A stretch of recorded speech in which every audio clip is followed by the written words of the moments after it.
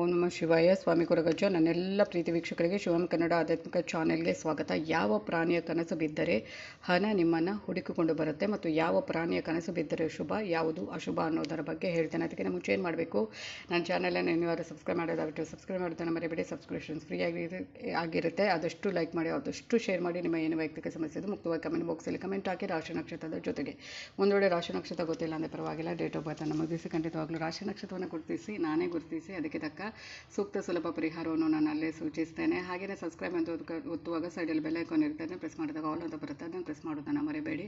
ಹಾಗೆಯೇ ನಾನು ನಿಮ್ಮ ಜೊತೆ ಇರುವುದರ ಜೊತೆಗೆ ನಾನು ಬಿರು ಶಿವದೇವರ ಹಾಗೂ ಕೊರಗಜ್ಜ ದೈವದ ಆಶೀರ್ವಾದ ನನ್ನೆಲ್ಲ ಪ್ರೀತಿ ವೀಕ್ಷಕರ ಮೇಲೆ ಸದಾ ಇರುತ್ತೆ ಅಂತ ಹೇಳ್ತಾ, ನಿದ್ರೆಯಲ್ಲಿ ಕಾಣುವ ಕನಸನ್ನು ಕೇವಲ ಕನಸೆಂದು ಅಲ್ಲಗಳೆಯುವಂತಿಲ್ಲ. ಯಾಕೆಂದರೆ ಈ ಕನಸುಗಳು ಕೂಡ ನಮ್ಮ ಜೀವನದ ಮೇಲೆ ಸಾಕಷ್ಟು ಪರಿಣಾಮ ಬೀರುತ್ತೆ.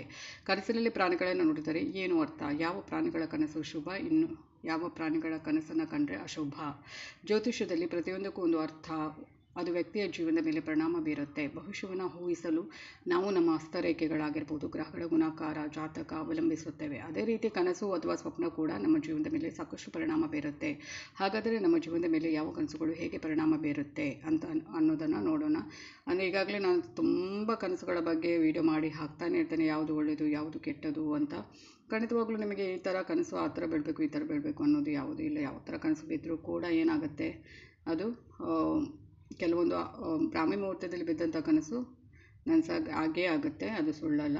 ಹಾಗೆ ಕನಸಿನಲ್ಲಿ ಮೀನುಗಳನ್ನು ನೋಡುವುದು ಎಂದರೆ ಮನೆಯಲ್ಲಿ ಮಂಗಳಕರ ಕೆಲಸ ರೂಪುಗೊಳ್ಳುವುದನ್ನು ಸೂಚಿಸುತ್ತದೆ. ಒಂದು ವೇಳೆ ನಾವು ನಮ್ಮ ಕನಸಿನಲ್ಲಿ ಹಾವು ಹಿಡಿಯುವುದನ್ನು ನೋಡಿದರೂ ಕೂಡ ಅದು ನಮಗೆ ಮುಂದೆ ಬರುವ ಯಶಸ್ಸನ್ನು ಸೂಚಿಸುವಂಥದ್ದು. ಹಾಗೆ ಕನಸಿನಲ್ಲಿ ಕಪ್ಪೆ ಏನಾದರೂ ಕಾಣಿಸ್ಕೊಂಡ್ರೆ ನಿಮ್ಮ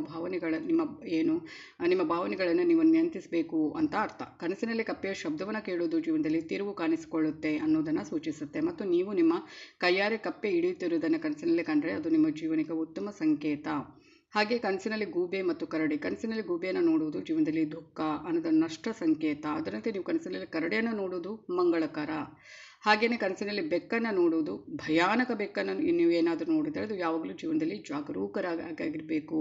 ಕನಸಿನಲ್ಲಿ ಬೆಕ್ಕನ್ನು ನೋಡುವುದು ಒಳ್ಳೆಯ ಸಂಕೇತ. ನೀವು ಕಪ್ಪು ಬೆಕ್ಕನ್ನು ನೋಡಿದರೆ ನಿಮ್ಮ ಪ್ರತಿಭೆಯನ್ನು ಹೆಚ್ಚಿಸಿಕೊಳ್ಳಬೇಕು. ಹಾಗೆಯೇ ಕನಸಿನಲ್ಲಿ ತಿಗಣೆ, ನಾಯಿ ಕಂಡ್ರೆ ಏನರ್ಥ ಅಂದರೆ, ಕನಸಿನಲ್ಲಿ ತಿಗಣೆಗಳನ್ನು ನೀವು ನೋಡಿದರೆ ಇದರ್ಥ ಕೆಲಸದಲ್ಲಿ ಯಶಸ್ಸಿಗೆ ಹೆಚ್ಚು ಹೋರಾಟ ಮಾಡಬೇಕಾಗುತ್ತೆ. ಕನಸಿನಲ್ಲಿ ನಾಯಿ ಬೊಗಳುವ ಶಬ್ದವನ್ನು ಕೇಳುವುದು ಮಂಗಳಕರ.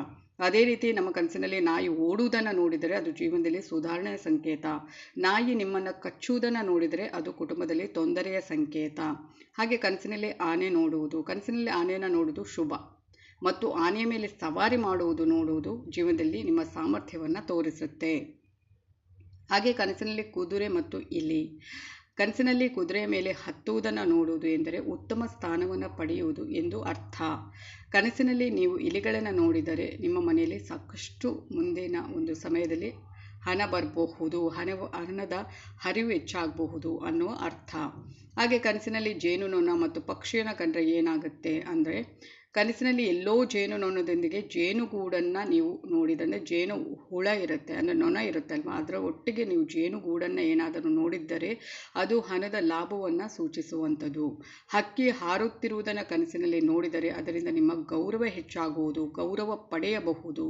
ನೋಡಿ, ಈ ಥರ ಕನಸುಗಳ ಬಗ್ಗೆ ನಾನು ಪ್ರತಿ ವಿಡಿಯೋದಲ್ಲಿ ಹಾಕ್ತಾನೆ ಇರ್ತೇನೆ. ಯಾಕಂದರೆ ನಿಮಗೆ ಕನಸುಗಳು ಯಾವ ಥರ ಬೀಳುತ್ತೆ ಅಂತ ಗೊತ್ತಿರೋದಿಲ್ಲ. ಆದರೆ ಕೆಲವು ಕನಸುಗಳು ಮರ್ತಿರುತ್ತೆ, ಇನ್ನು ಕೆಲವು ಗೊತ್ತಿರುತ್ತೆ. ಅದಕ್ಕೆ ನಿಮಗೆ ಅದು ಅಂದರೆ ಈ ಥರ ಕನಸು ಯಾಕೆ ಬೀಳುತ್ತೆ, ಈ ಥರ ಕನಸು ಬಿದ್ದರೆ ಈ ಥರ ಅಂತ ನಿಮಗೆ ಒಂದು ಗೊತ್ತಾಗುತ್ತೆ ಅಲ್ವಾ. ಅದಕ್ಕೆ ನಾನು ಈ ಥರ ಒಂದು ವಿಡಿಯೋ ಮಾಡಿ ಹಾಕುವಂಥದ್ದು. ಈಗಾಗಲೇ ನಾನು ತುಂಬ ವಿಡಿಯೋ ಹಾಕಿದ್ದೇನೆ, ನೀವು ಚೆಕ್ ಮಾಡ್ಬೋದು ನನ್ನ ವೀಡಿಯೋಸನ್ನು.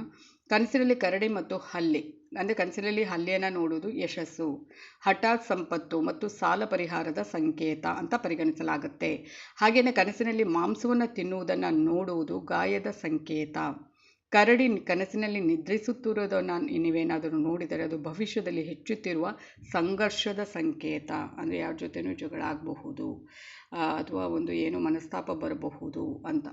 ಹಾಗೆಯೇ ಕನಸಿನಲ್ಲಿ ಸಿಂಹ ಮತ್ತು ನವಿಲು. ಕನಸಿನಲ್ಲಿ ಏನಾದರೂ ಸಿಂಹವನ್ನು ಕಂಡರೆ ಇದರ ಅರ್ಥ ನ್ಯಾಯಾಲಯದ ವಿಷಯಗಳಲ್ಲಿ ಗೆಲುವು, ಕ್ಷೇತ್ರದ ದೊಡ್ಡ ಅಧಿಕಾರಿಯಿಂದ ಸಹಾಯ ಪಡೆಯುವುದು, ನಿಮ್ಮ ಪ್ರಭಾವ ಹೆಚ್ಚಾಗುವುದು. ಹಾಗೆ ನವಿಲನ್ನು ನೋಡುವುದು ದುಃಖ ಅಥವಾ ಕೆಟ್ಟ ಸುದ್ದಿಯನ್ನು ಸ್ವೀಕರಿಸುವುದು ಅಂತ ಪರಿಗಣಿಸಲಾಗುತ್ತೆ. ಹಾಗೆಯೇ ಕನಸಿನಲ್ಲಿ ಕಪ್ಪು ಹಾವನ್ನು ಕಂಡರೆ ಶುಭ ಸಂಕೇತ. ಕಪ್ಪು ಹಾವು ಏನಾದರೂ ನೀವು ಕಂಡ್ರೆ ಅದು ಶುಭ. ಮುಂಬರುವ ಸಮಯದಲ್ಲಿ ನಿಮ್ಮ ಖ್ಯಾತಿ ಪ್ರತಿಷ್ಠೆ ಹೆಚ್ಚಾಗುತ್ತೆ. ನಿಮ್ಮ ಯಾವುದೇ ಆಸೆಗಳು ಶೀಘ್ರದಲ್ಲೇ ಪೂರೈಸಲಾಗುವುದು ಅಂತ ಸೂಚಿಸುತ್ತೆ.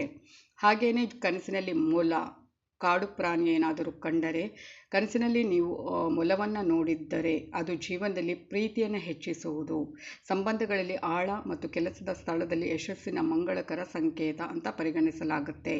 ನಿಮ್ಮ ಕನಸಿನಲ್ಲಿ ಕಾಡು ಪ್ರಾಣಿಗಳನ್ನು ನೀವು ನೋಡಿದರೆ ಈ ಚಿಹ್ನೆಯು ಮಂಗಳಕರ ಅಂತ ಪರಿಗಣಿಸಲಾಗುವುದಿಲ್ಲ.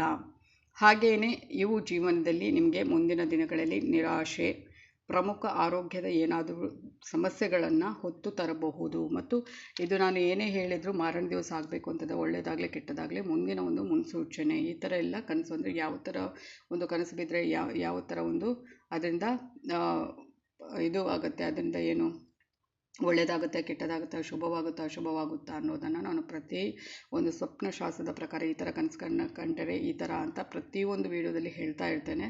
ಅದಕ್ಕೆ ಒಂದು ನಿಮಗೆ ಗೊತ್ತಿರಲಿ ಅಂತ ನಾನು ವೀಡಿಯೋ ಮಾಡಿ ಹಾಕ್ತಾ ಇರ್ತೇನೆ. ಖಂಡಿತವಾಗ್ಲೂ ನಿಮಗೆ ಇಷ್ಟ ಆಗಿದೆ ಅಂತ ಅಂದ್ಕೊಳ್ತಾ ಮುಂದಿನ ವೀಡಿಯೋದಲ್ಲಿ ಮತ್ತೆ ಭೇಟಿ ಆಗ್ತೀನಿ ಅಂತ. ಉಪಯುಕ್ತ ವೀಡಿಯೋ ಬೇಕಿದ್ದರೆ ಏನು ಮಾಡಬೇಕು, ನನ್ನ ಚಾನಲನ್ನು ಆದಷ್ಟು ಸಬ್ಸ್ಕ್ರೈಬ್ ಮಾಡೋದನ್ನು ಮರೆಯಬೇಡಿ ಅಂತ ಹೇಳ್ತಾ, ಸಬ್ಸ್ಕ್ರಿಪ್ಷನ್ ಫ್ರೀ ಆಗಿರುತ್ತೆ ಅಂತ ಹೇಳ್ತಾ ಧನ್ಯವಾದಗಳು.